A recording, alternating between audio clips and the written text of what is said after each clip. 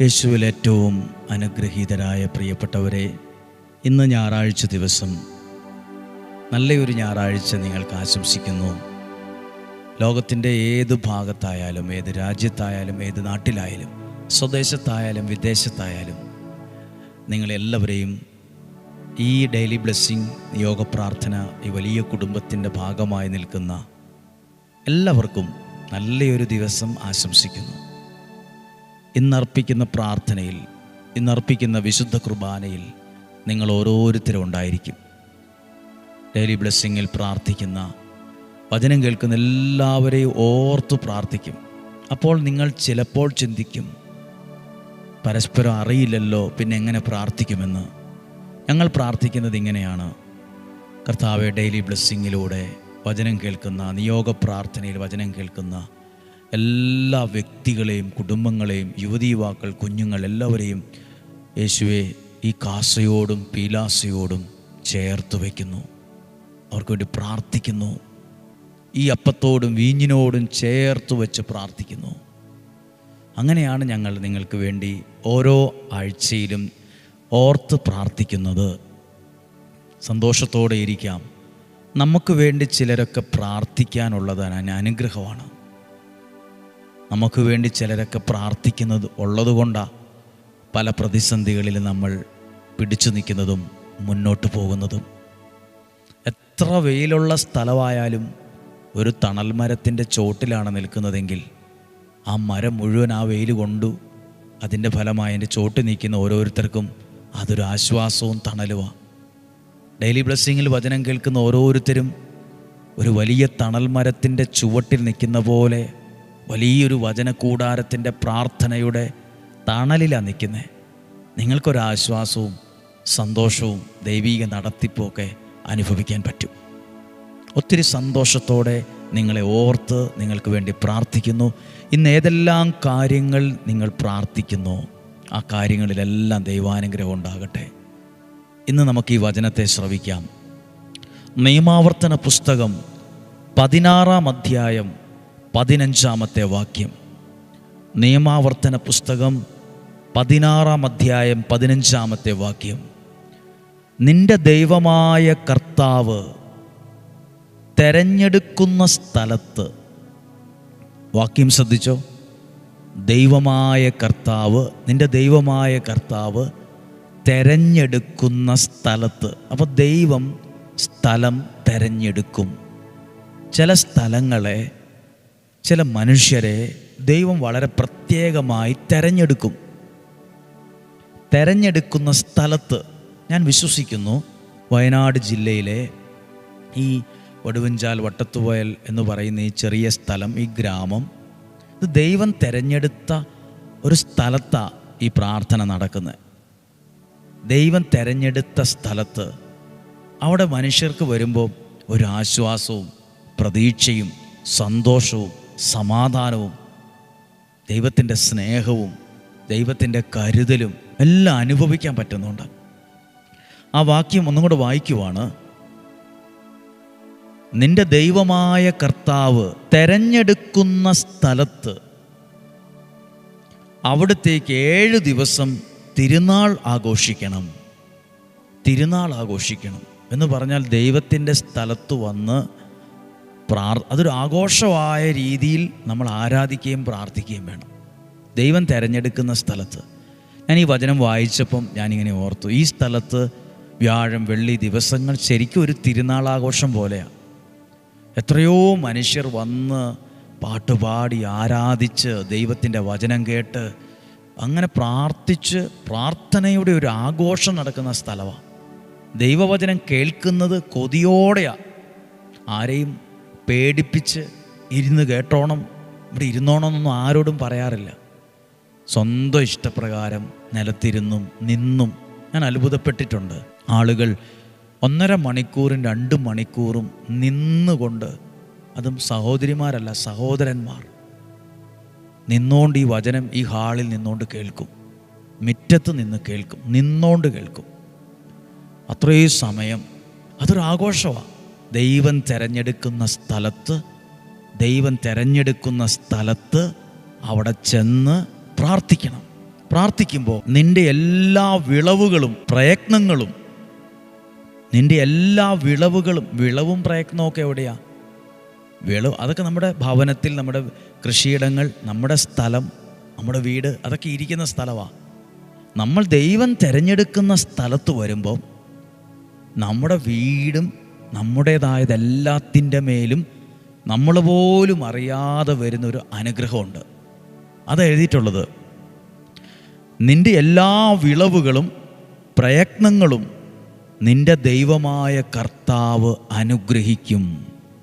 ദൈവം തിരഞ്ഞെടുത്ത സ്ഥലത്ത് വരുമ്പം, അങ്ങനെയുള്ള സ്ഥലത്ത് പോയി പ്രാർത്ഥിക്കുമ്പം എൻ്റെ വരുമാന മാർഗങ്ങൾ, എൻ്റെ വീട്, എൻ്റെ കുടുംബത്തിലുള്ളവരെ, മക്കൾ, കൊച്ചുമക്കൾ, സകലരെയും ദൈവം അനുഗ്രഹിക്കാൻ തുടങ്ങും. മാത്രമല്ല, നീ സന്തോഷഭരിതനാവുകയും ചെയ്യും. നിനക്ക് സന്തോഷം ഉണ്ടാവും. നിനക്ക് നിരാശപ്പെടേണ്ടത് വരില്ല, ദോഷം വരികയില്ല. അപ്പം നിങ്ങൾക്ക് പിടികിട്ടിയോ? നമ്മളോട് പലരും ചോദിക്കും, നിങ്ങളെന്തിനാ അവിടെ പോകുന്നത്? നിങ്ങൾ അവിടെ പോയിട്ട് എന്ത് കിട്ടി? നിങ്ങൾ കുറേയായി പ്രാർത്ഥിച്ചിട്ടൊന്നും കിട്ടിയില്ലല്ലോ. എന്നോടൊരിക്കലും ഒരു സഹോദരി പറഞ്ഞു, എൻ്റെ നാട്ടിലുള്ള കുറേ പേരിപ്പോൾ ഇങ്ങോട്ട് വരാറില്ല. അവരാഗ്രഹിച്ച കാര്യം അവർക്ക് 2 പേർക്ക് നടന്നു കിട്ടാത്തതുകൊണ്ട്, നിങ്ങൾക്ക് നടന്നു കിട്ടിയില്ലല്ലോ, അതുകൊണ്ട് ഞങ്ങളും ഇനി അങ്ങോട്ടൊന്നും ഇല്ലെന്ന് പറഞ്ഞു. അപ്പം ഞാൻ പറഞ്ഞു, സാരമില്ല, അങ്ങനെ ചിന്തിക്കുന്നവർ വരാതിരിക്കട്ടെ, അങ്ങനെ ചിന്തിക്കുന്നവർ വരണ്ട. നിങ്ങൾ ഒരു കാര്യം നടന്നോ നടന്നില്ലയോ എന്നുള്ളതല്ല, നമ്മൾ ദൈവം തിരഞ്ഞെടുക്കുന്ന സ്ഥലത്ത് ചെല്ലുമ്പം കാര്യം നടക്കുമെന്ന് മാത്രമല്ല, എൻ്റെ എല്ലാ വിളവുകളും, എൻ്റെ എല്ലാ പ്രയത്നങ്ങളും ദൈവം അനുഗ്രഹിക്കാൻ തുടങ്ങും. അതൊക്കെ ചില സമയത്ത്, ചില നാളുകൾ കഴിയുമ്പോഴേ കുഞ്ഞെ പിടികിട്ടത്തുള്ളൂ. നമ്മൾ എന്തേലും ഒരു കാര്യം നട്ടു, അന്നേരം തന്നെ അത് പൂവാകണം, കായാകണം, വെട്ടി വിൽക്കണമെന്ന് വിചാരിച്ചാൽ നടക്കില്ല. അത് വിത്ത് മുളച്ച്, അത് വളർന്നു, വെള്ളമൊഴിച്ചു, വളമിട്ടു, കരുതൽ കൊടുത്തു, എന്തെല്ലാം കാര്യങ്ങൾ ചെയ്താലാ അതൊന്ന് പൂക്കുന്നത്, അന്ന് കായ്ക്കുന്നത്, അത് വിൽക്കാൻ പറ്റുന്നത്. അതിന് ഒരു സമയമുണ്ട്. നമ്മൾ ദൈവം തിരഞ്ഞെടുക്കുന്ന ഒരു സ്ഥലത്ത് നിങ്ങളൊരു കാര്യം കേൾക്കണം, ശ്രദ്ധിക്കണം. നിങ്ങളോട് പലരും പറയും, നിങ്ങളവിടെ പോയി പ്രാർത്ഥിച്ചിട്ട് എന്നാ കിട്ടി? നിങ്ങളവിടെ പ്രാർത്ഥിച്ചിട്ട് എന്തെങ്കിലും കിട്ടിയോ? നമ്മളൊരു കടയിലോട്ടല്ല വരുന്നത്, ചെന്നപാടെ പൈസയും കൊടുത്ത് മേടിച്ചുകൊണ്ട് പോവല്ല. ഇതൊരു ഒരു സൂപ്പർ മാർക്കറ്റൊന്നും അല്ല. ഇതൊരു കച്ചവട സ്ഥാപനമല്ല, അല്ലെങ്കിൽ എന്തെങ്കിലും സാധനങ്ങൾ വിൽക്കുന്ന ഒരു കടയല്ല. ഇത് ദൈവത്തെ ആരാധിക്കുന്ന സ്ഥലമാണ്. അതിലൂടെ എൻ്റെ വീട് സർവശക്തനായ ദൈവത്താൽ അനുഗ്രഹിക്കപ്പെടുമെന്നുള്ളത് ലൈബ്രറിയിലുള്ള ഏതെങ്കിലും ഒരു പുസ്തകത്തിലെ കാര്യമല്ല. ആകാശം മാറിയാലും ഭൂമി മാറിയാലും മാറാത്ത ദൈവത്തിൻ്റെ വചനം, വേദപുസ്തകം പറയുന്നു, നിൻ്റെ ദൈവമായ കർത്താവ് തിരഞ്ഞെടുക്കുന്ന സ്ഥലത്ത് വന്ന് പ്രാർത്ഥിക്കണം. അത് 7 ദിവസം വരണം, ഒരു നിയോഗത്തോടെ വരണം. ചുമ്മാ വരരുത്, ഭാഗ്യപരീക്ഷണത്തിന് വരരുത്, നിയോഗത്തോടെ വരണം. വരുമ്പോൾ നിൻ്റെ പ്രയത്നങ്ങൾ, നിൻ്റെ അധ്വാനം, നിൻ്റെ കൃഷിയിടങ്ങൾ എല്ലാം ആരനുഗ്രഹിക്കും? നാട്ടുകാരനുഗ്രഹിക്കുന്നല്ല, ദൈവമായ കർത്താവ് അനുഗ്രഹിക്കും. ഞാനൊക്കെ ഇങ്ങനെ ഒരു സ്ഥലത്ത് നമ്മൾ പോകുന്നതിൻ്റെ ഒരു ഐശ്വര്യം നമ്മുടെ ജീവിതത്തിൽ കിട്ടും. പ്രാർത്ഥിച്ച് വചനം കേൾക്കുന്നതിൻ്റെ അനുഗ്രഹം നമ്മുടെ വീട്ടിൽ വരും, ലഭിക്കും. നീ സന്തോഷഭരിതനാവും, നല്ല സന്തോഷം കിട്ടും നിനക്ക്. ഇന്ന് ഒരു കടയിൽ നിന്ന്, ഒരു മാർക്കറ്റിൽ നിന്നും കിട്ടാത്തൊരു സാധനമാണ് സന്തോഷം, സമാധാനം. ഇത് ദൈവം തരുന്ന സന്തോഷമാണ്, ഇത് ദൈവം തരുന്ന സമാധാനമാണ്. ഇതാ നമുക്കും നമ്മുടെ വീട്ടിലും നമ്മളെല്ലാം വേണ്ടത്. ദൈവം തരുന്ന സമാധാനം, ദൈവം തരുന്ന സന്തോഷം, അത് നമ്മളിലെല്ലാം ഉണ്ടാകട്ടെ. ഇന്ന് പ്രത്യേകം പ്രാർത്ഥിക്കുവാണ്. ദൈവമേ, അങ്ങയുടെ കരങ്ങളിൽ പൂർണ്ണമായും ഏൽപ്പിച്ചു കൊടുത്ത് ദൈവവചനം കേൾക്കുന്ന എനിക്കും എൻ്റെ കുടുംബത്തിനും അനുഗ്രഹം ഉണ്ടാകട്ടെ. ദൈവത്തിൻ്റെ വചനം എനിക്കൊരു അനുഗ്രഹമാകട്ടെ. പ്രാർത്ഥിച്ച്, കർത്താവേ, ഡെയിലി ബ്ലെസ്സിങ്ങിൽ ഇന്ന് വചനം കേൾക്കുന്ന എല്ലാവരെയും ഓർക്കുവാണ്. ഇന്ന് അർപ്പിച്ച വിശുദ്ധ കുർബാനയിൽ, അർപ്പിക്കാൻ പോകുന്ന വിശുദ്ധ കുർബാനയിൽ നിങ്ങൾ ഓരോരുത്തരും ഉണ്ട്. നിങ്ങളൊന്ന് കണ്ണുകളെ അടച്ച് പ്രാർത്ഥിച്ച്, നിൻ്റെ ദൈവമായ കർത്താവ് തിരഞ്ഞെടുക്കുന്ന സ്ഥലത്ത് വരണം. അല്ലാതെ എല്ലാത്തിനും അങ്ങനെ പോയിട്ട് എന്നാ കിട്ടി, നിങ്ങൾക്ക് എന്ത് കിട്ടി, നിങ്ങൾക്ക് കിട്ടിയില്ല അതുകൊണ്ട് എനിക്കും കിട്ടില്ല, അതുകൊണ്ട് ഞാൻ വരുന്നില്ല, അതെല്ലാം എനിക്കറിയില്ല അതിനെന്താ പറയേണ്ടതെന്ന്. പ്രിയപ്പെട്ടവരെ, നമ്മളെ അനുഗ്രഹിക്കുന്നൊരു ദൈവമുണ്ട്. നമ്മുടെ പ്രാർത്ഥന കേൾക്കുന്ന ഒരു ദൈവമുണ്ട്. അതാത് സമയത്ത്, ഉചിതമായ സമയത്ത് കാര്യങ്ങൾ ഭംഗിയാവും. അവിടെ ദൈവത്തിൻ്റെ കരം വെളിപ്പെടും. അതൊക്കെ ഓരോരുത്തരുടെയും അനുഭവമാണ്. പ്രാർത്ഥിക്കട്ടെ. കർത്താവേ, അങ്ങയുടെ വചനം ഈ ഞായറാഴ്ച ദിവസം കേട്ട എല്ലാവരെയും മനസ്സുകൊണ്ട് ദൈവനാമത്തിൽ ഈ വചനത്തിലൂടെ അനുഗ്രഹിച്ചു പ്രാർത്ഥിക്കുന്നു. ഈ ആലയത്തിൽ കണ്ണുനീരോടെ പ്രാർത്ഥിച്ച അനേകം മനുഷ്യരുണ്ട്.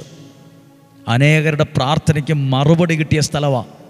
അനേകരെ ദൈവം ഏറ്റെടുത്ത സ്ഥലമാണ്. അനേകരുടെ ജീവിതത്തെ ദൈവം തൊട്ട നിമിഷമാണ്. ദൈവം തൊട്ട് ശക്തിപ്പെടുത്തിയ നിമിഷമാണ്. മരണത്തിൻ്റെ നിഴൽ വീണ താഴ്വരയിൽ നിന്ന് പോലും ദൈവം മനുഷ്യരെ രക്ഷപ്പെടുത്തിയ സ്ഥലമാണിത്. അങ്ങയുടെ നാമത്തിൽ ഈ വചനം കേൾക്കുന്നവരെ നിങ്ങളോട് പറയട്ടെ, നിങ്ങൾ കേട്ട ഈ വചനം നിങ്ങൾ മാത്രമല്ല, നിങ്ങളുടെ ഫോണിൽ അയച്ചു കൊടുക്കാൻ പറ്റുന്ന ഒരുപാട് പേരുണ്ട്. അവർക്കൊക്കെ അയച്ചു കൊടുക്കണം.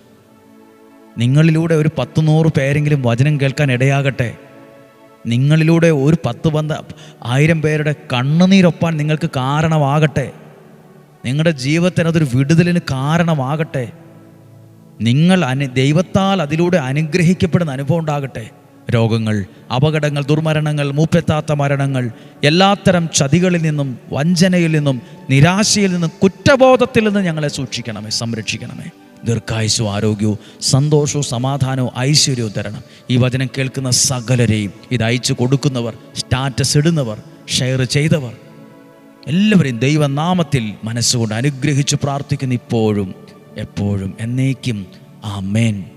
ദൈവം അനുഗ്രഹിക്കട്ടെ. നിങ്ങൾക്ക് വേണ്ടി പ്രാർത്ഥിക്കുന്നു. നാളെ തിങ്കളാഴ്ചയാണ്, നല്ലൊരു ദിവസമാണ്. നാളെ നമുക്ക് പ്രാർത്ഥനയോടെ വചനം കേൾക്കണം. എല്ലാവരും 5:30 തന്നെ നിങ്ങൾക്ക് സാധ്യമാണെങ്കിൽ, അവധിക്കാലമൊക്കെയാണ് പല സ്ഥലത്തും, എന്നാലും 5:30 എഴുന്നേറ്റ് വചനം കേൾക്കാൻ പറ്റുവാണെങ്കിൽ ഒരുമിച്ച് വരണം. നമുക്ക് ഒരുമിച്ച് പ്രാർത്ഥിക്കാം. നിങ്ങളെ ദൈവം സമർത്ഥമായിട്ട് അനുഗ്രഹിക്കട്ടെ. സാധ്യമായ എല്ലാവർക്കും അയച്ചു കൊടുക്കണം, മറക്കാതെ. നാളെയും 5:30 ഒരുമിച്ച് കാണുന്നതുവരെ വലിയവനായ ദൈവം, സ്വർഗത്തിലെ ദൈവം, ഇന്നും ജീവിക്കുന്ന ദൈവം എന്നെയും നിങ്ങളെയും സൂക്ഷിക്കട്ടെ. ആമേൻ.